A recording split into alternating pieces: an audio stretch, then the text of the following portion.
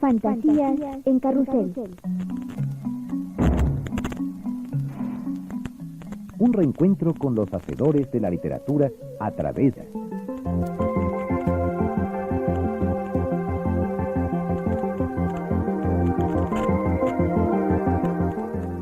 Una aventura literaria conocer nuestros días en la voz de René Avilés Favila.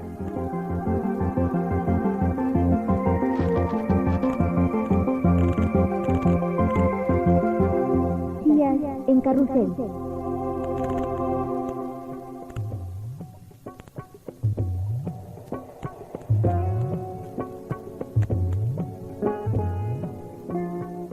Buenas noches. Esto es Fantasías en carrusel, un programa de René Avilés Favila, en donde los oficios de la literatura y sus autores recrean. René, ¿cómo estás? Buenas noches.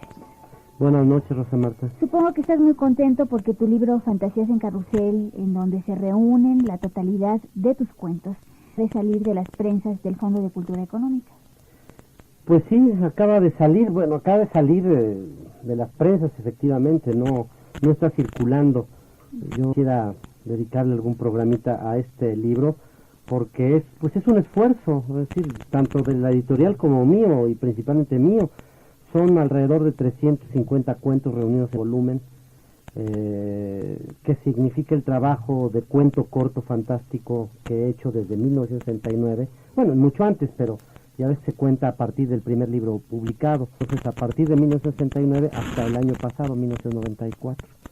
Entonces son algo así como, te digo, 350 cuentos cortos, divididos temáticamente, más religiosos, los de fantasmas, los de vampiros, la serie de oficios perdidos, en fin, es un libro para mí, bueno, es una especie de obras completas, porque reúne la totalidad de este quehacer cuentístico imaginativo que pues empecé a escribir por ahí de los, no sé, 19 años, 18, y que he continuado con, diría que asombrosa fidelidad, porque pasé por la literatura realista de la onda, de amorosa, política, como mi novela El Gran Secretario de Palacio, y siempre he sido fiel de literatura, que en México es rarísima. Si son 3, 4, 5, 6 autores los que lo han cultivado, algunos de manera constante como Arreola o Torri, de modo ocasional como por ejemplo José Emilio Pacheco, pero son realmente muy pocos los que han cultivado el cuento corto, imaginativo, donde hay ese elemento fantástico, y que lo publique el Fondo Económica en su colección popular, pues francamente es muy muy grato. Suena casi pedante, pero es casi algo así como consagratorio, ¿no? Es decir, ya está ahí toda tu obra completa. La parte de todos los cuentos de amor los va a publicar, ya está por aparecer también, todos los cuentos de amor los va a publicar la UAM con una nueva editorial, es una coedición que se llama Aldo. Entonces, bueno, pues todos mis cuentos, que son muchísimos, quedarán en 2 volúmenes nada más. Es decir, metieron prácticamente 16, 17 libros, puede que eso, en 2 volúmenes, ¿no? Y esto te da la idea también de otra línea muy consistente que he seguido, que es la literatura amorosa, ¿no? Que en México, bueno, es más frecuente, pero poco tan frecuente, ¿eh? Déjame decirte que no es tanto. En fin, hablaremos en su momento. Claro que sí. Bueno, René, amigos radioescuchas, la emisión de hoy estará dedicada a hablar de la literatura del Pocho, ahora que conmemoramos los 27 años de la matanza de Tlatelolco. Este acontecimiento, que representa uno de los grandes parteaguas de nuestra historia contemporánea, en donde las reivindicaciones fueron aplastadas por la intolerancia, generó una serie importante de trabajos ensayísticos, periodísticos y literarios que buscaban explicar, recordar, pormenorizar y un hecho que ha conmovido a varias generaciones de mexicanos. Elena Poniatowska, Carlos Monsiváis, Castañeda, Gerardo de la Torre y el propio René Avilés Favila escribieron alrededor del 68. ¿Por qué no nos dices, René, a 27 años de distancia, qué se mantiene de este esfuerzo literario inspirado por el 2 de octubre del 68? Yo tengo la impresión de que este año fue menos impactante la celebración, por utilizar un término, el recordatorio del 2 de octubre del 68. Quizás agobiados como están los mexicanos por problemas económicos, los jóvenes, que son los principales mantenedores de esta terrible tradición, estaban más preocupados porque no entraron a la universidad, porque no hay cupo, porque sí, hay desempleo intelectual, hay de académico, hay todo. Y bueno, pues vimos que la conmemoración del 68 se convirtió en un acto en donde hubo provocadores, hubo vandalismo, hubo confusión, y a diferencia de otros años, muy poco se hizo realmente el recordatorio del 68. Yo vi por ahí a Marcelino Perelló en la televisión, en un programa que se llama, me parece, Blanco y Negro, algo así, que debe ser como O.J. Simpson y su esposa antes de que la matara. Algo así. En donde Marcelino Perelló explicaba algo hablaba de la utopía que se manejó en el 68, esa gesta maravillosa, en donde se intenta cambiar a México, y un 2 de octubre que más bien patético, flojo ideológicamente, después de 27 años, en donde la gente lo que pelea es un lugarcito dentro de la universidad. Entonces, en años pasados, no solo en México, en otros países, ha habido encuentros sobre la literatura del 68. Hace 4 años yo estuve en Alemania, en la Universidad de Eichstätt, cerquita de Múnich, en donde se citaron a 40 o 50 escritores, todos que habíamos hecho trabajo sobre el 68, y hubo una gran discusión, terminó con un libro enorme. Uh-huh. Y otras veces, bueno, la mesa redonda, la discusión, claro, porque eran cosas convocadas por la misma izquierda, y ahora la izquierda al parecer ya ni es izquierda, ¿verdad? Ya no. Al menos en México, porque los veo también más preocupados por otras cosas que por rescatar, ¿no?, esta memoria terrible que tenemos, y que, bueno, claro, junto al 68 los crímenes de Salinas, y eso pues como que de pronto se ven también chiquitos, ¿no? En fin, creo que de todas maneras el esfuerzo literario se hizo. No sé si tenga un gran mérito literario. Yo creo que en otros programas donde hemos hablado de la literatura del 68, Rosa Marta, habíamos dicho que pareciera tener más bien un valor testimonial que estético, ¿no? Así. En general, toda la literatura en torno al 68, periodística, ensayística, novelística, poética, tiene más esa actitud de testimonio, de protesta, de condenar a los criminales, ya que no fueron nunca ni siquiera juzgados, que realmente de ser una parte de la gran literatura mexicana, ¿no? ¿Qué te parece, René, si escuchamos un fragmento de tu novela El Gran Solitario de Palacio? Sí, claro.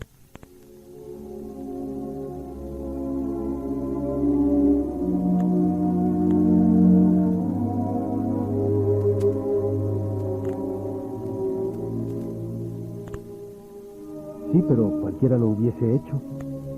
Oí hablar de las torturas policíacas utilizadas con el fin de obtener datos o confesiones. Sé de su eficacia. Cuando me arrestaron y fui llevado al campo militar, comencé a prepararme para lo peor. Sabía de los incinerados y de los tratos que recibían los presos políticos, aunque el horror comenzó en la Plaza de la Cultura. Llegando, antes de que nos metieran en alguna celda, hubo un primer interrogatorio, y enseguida otro, y otro, y se inició una cadena que no parecía tener desenlace. Soporté interrogatorios, y golpes, y amenazas, y presiones. Además no sabía gran cosa, generalidades. Me pegaron y nada dije. Una vez me desmayé, mientras un agente me preguntaba, un soldado o quizá otro policía por la espalda me golpeó simultáneamente en los oídos. Los días que estuve con los compañeros detenidos resistí. Sus presencias me confortaban. Estábamos unidos. Teníamos el mismo destino fuera cual fuera. Sin embargo, cuando el coronel me escogió para ser el primer fusilado, sentí miedo. Y no grité ni supliqué. Era un pavor que se extendía y que bien hubiera podido contagiar a los compañeros. Preferí no decir nada. Quise jugar al héroe, vivir una película sin happy end. Cuando estuve contra la pared, el coronel se acercó y me preguntó cuál era mi última voluntad, o si deseaba un sacerdote. ¡Ja! Debe ser ateo. Enseguida se alejó para dar las órdenes del fusilamiento.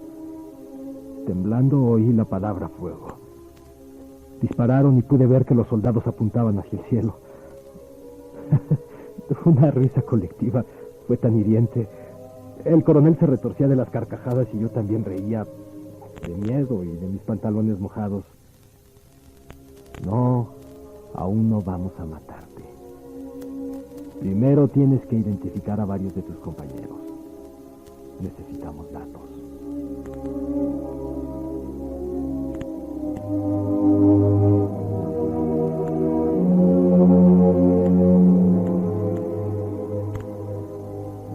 ¿Qué es lo que hizo falta para hacer la gran literatura del 68, René? Equiparable, por ejemplo, a la novela de la Revolución Mexicana. Bueno, desde luego la Revolución Mexicana es una gran gesta. Es decir, ahí hay todo un pueblo en movimiento. Allí hay toda una nación luchando por libertad, democracia, por justicia. Es el gran movimiento social de México por excelencia. Entonces, claro que tiene que generar no solo una literatura como fue la novela Revolución Mexicana, sino también un arte en general, es decir, en música, en pintura. Es decir, la revolución provoca que los mexicanos miren hacia sí mismos y surjan cosas nuevas. Por otro lado, había una fatiga en los grandes escritores del porfirismo. Eran viejos, seguían servilmente sistemas y modelos extranjeros, y de pronto, bueno, pues aparecen escritores tan notables como Martín Luis Guzmán, como Reyes, aunque no haya escrito nunca nada sobre la revolución, salvo el caso, la famosa oración del 9 de febrero, ¿no?, cuando matan al papá, el general Reyes, y bueno, toda esta playa de grandes, notables escritores. Acá no, acá es un movimiento que no es nacional, es un movimiento más bien modesto dentro del conjunto nacional, de estudiantes, tal vez de intelectuales, de escuelas, es decir, no se movieron los campesinos, no se movieron los obreros, y esto pues le cambia la situación. A pesar de ello, pues la mayor parte de los escritores mexicanos de una u otra manera dejaron constancia de su malestar o del impacto que provocó en ellos la matanza de octubre de 68 en Tlatelolco. Entonces, bueno, pues lo que no nos da la magnitud, ¿verdad? Es decir, esto fue de todos modos. Por eso mismo, es difícil hablar de parteaguas como estábamos nosotros diciendo al principio. Si es un parteaguas, sí, pero no es una cosa así enorme, ¿no? Sí, se mueve, claro, hay una secuela guerrillera, que por cierto también propicia un cierto tipo de literatura. Castañeda, que me mencionabas allí, Salvador, me imagino, bueno, pues él fue un guerrillero y él habló de la guerrilla, de su experiencia como guerrillero, que ya es la secuela del 68. Son todos estos muchachos que ante la imposibilidad de ir hacia vías democráticas electorales, recurren a las armas, fracasan. Esto te da también una idea de los dos señalamientos entre la Revolución Mexicana y el 68. Y bueno, pues de todas maneras creo que pues tiene méritos, no se puede dejar de lado algunos de esos libros. Hay algo interesante, no se hizo nunca la gran novela, es decir, nunca apareció el Martín Luis Guzmán, nunca apareció el Azuela, ¿no? Nunca apareció el Vasconcelos. Claro. Porque la mayor parte de los escritores que estábamos allí nos encontramos con eso de paso, nos pegó muy duro, dejamos constancia de nuestro malestar y regresamos a nuestros temas habituales. Sí, la Poniatowska se sintió obligada porque era periodista, Monsiváis porque siempre ha sido como el cronista de los grandes desastres nacionales, otros porque estábamos en la novela y queríamos reflejar eso, pero después todo el mundo regresó a lo suyo, ¿no? Muy bien. Escuchemos a continuación otro fragmento de El Gran Solitario de Palacio.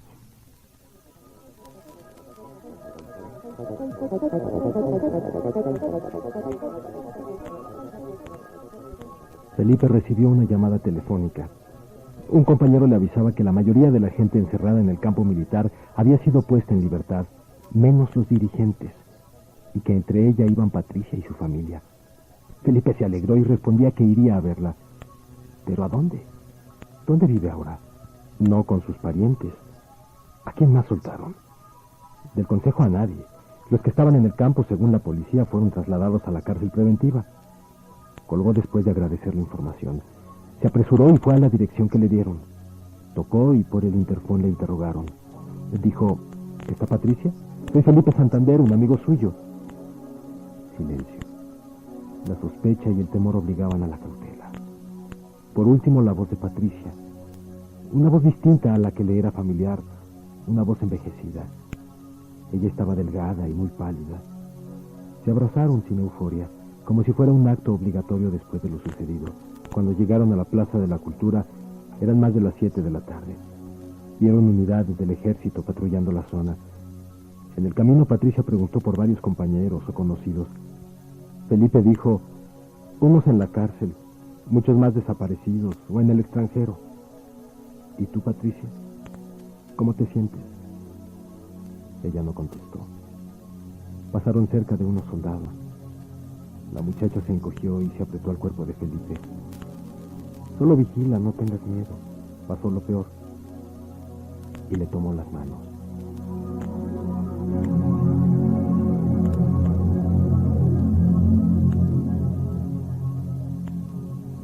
Y el periodismo, la crónica, el reportaje, René, todos esos libros que aparecieron unos años después del 68, ¿qué han aportado a todo esto?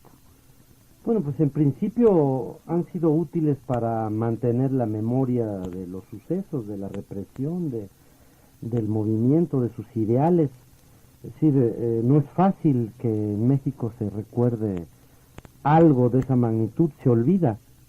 Sí, con mucha Hoy, por facilidad. ejemplo, hemos olvidado a alguien tan atroz como fue el general Durazo, este hombre que tuvo tal poder que estuvo pues no muy distante de haber podido suceder a su gran amigo, a su mejor amigo, José López Portillo, que mató, que asesinó, que robó con enorme impunidad, que aterrorizó a la Ciudad de México, y bueno, no sabemos de él. Y entonces, bueno, pues yo creo que todos estos libros han servido para que no olvidemos, porque todos estos libros de alguna manera siguen circulando, siguen siendo material de estudio, algunos profesores los piden, los jóvenes que no recuerdan porque no habían nacido,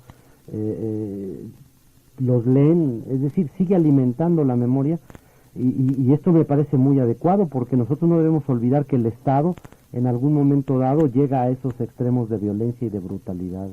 El 68 continúa siendo una especie de tabú cultural, René, una herida que no cicatriza, porque continúa oculta la información y la mentira oficial es sistemática. ¿Esto ha evitado una buena obra cinematográfica, literaria o pictórica sobre el 68? No, yo creo que quizás todavía pueda salir, porque, mira, en términos generales, a veces el artista necesita dejar que pase tiempo para que haya alguna frialdad y pueda escribir o pintar o hacer la obra cinematográfica con una mayor serenidad, con mayor capacidad reflexiva, para que no caiga tanto en el panfleto, en la protesta, que ese es, por ejemplo, el defecto que yo le vería a Mi Gran Secretario de Palacio. Como es el segundo, el tercer libro que aparece, como esta literatura tlatelolca, como le llaman algunos, o del 68, sale después del de Luis González de Alba y después del de Elena Poniatowska, que es el tercero a lo sumo. Y entonces, bueno, faltó cuidado, faltó... Lo que hay es la protesta, la indignación, el malestar, el odio que sientes por un Estado y un sistema que reprime de esa manera. Entonces, pues ya no está uno ahí puliendo, corrigiendo, y quizás todavía se pueda hacer, pero formación... Mira, yo formé parte de la famosa Comisión de la Verdad, que hace 2 años, cuando se cumplieron los 25 años, Sí. Se formó para investigar. Eran Paco Ignacio Taibo II, Lorenzo Meyer, Carlos Monsiváis, éramos como 15.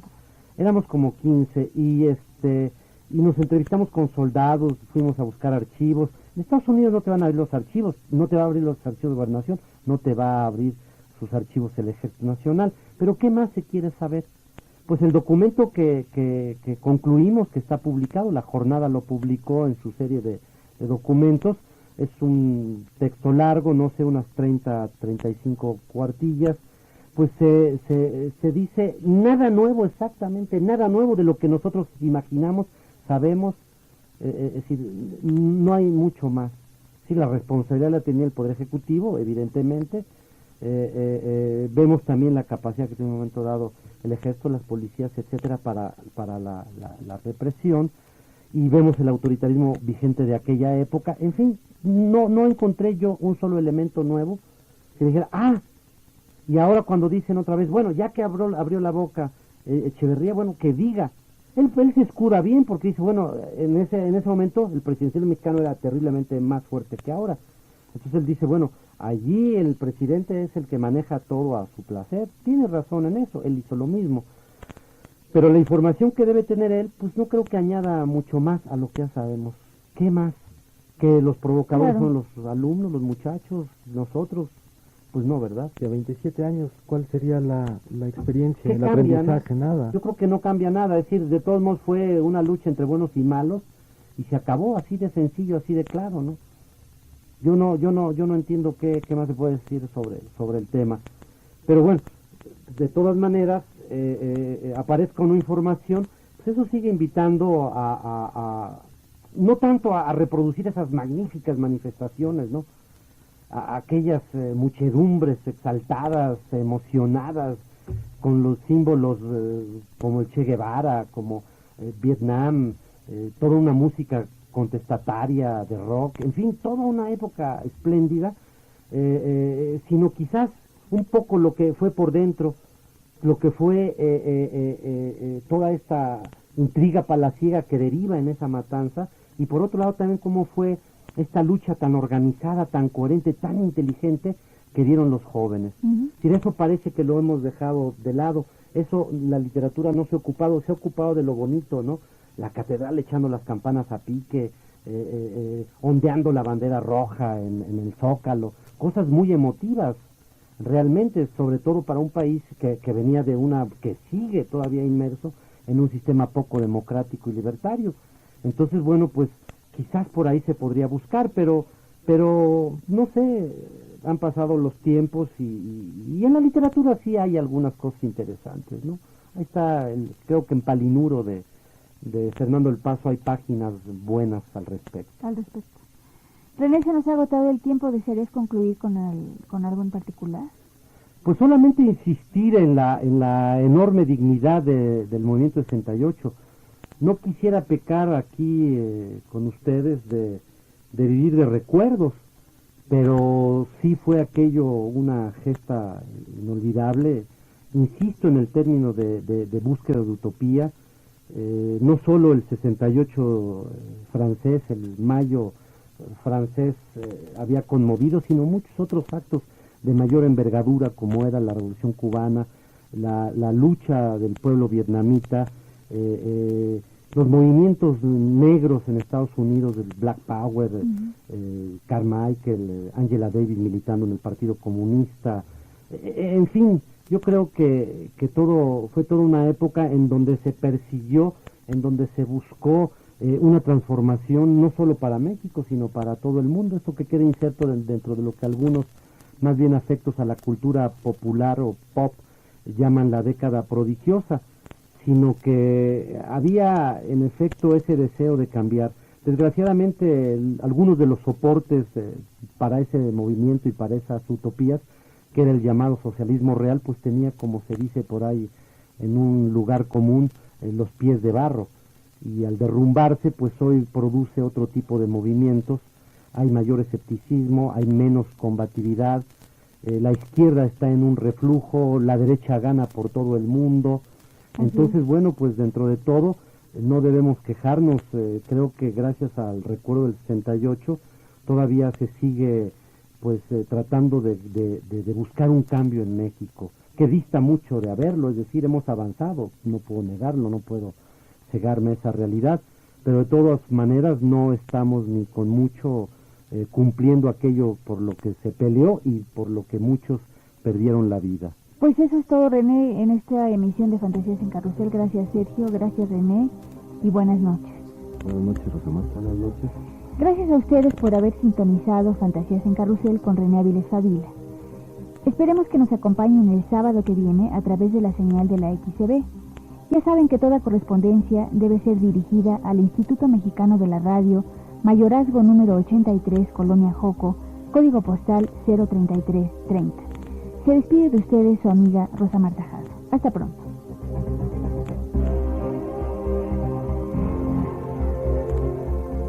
Participamos en la realización de este programa en los controles técnicos Alfonso Espinosa, guión Jairo Calixto Albarrán, voz Sergio Bustos La Fuente, asistencia de producción Hernán Nájera e Isaías González, producción Gabriela Morales. En la conducción les acompañó su amiga Rosa Marta Jasso, quien los espera la próxima semana. Gracias y buenas noches.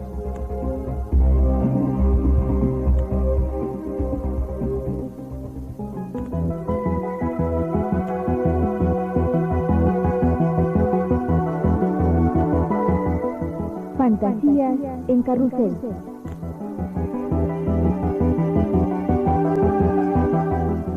Un programa del grupo IMER, Instituto Mexicano de la Radio.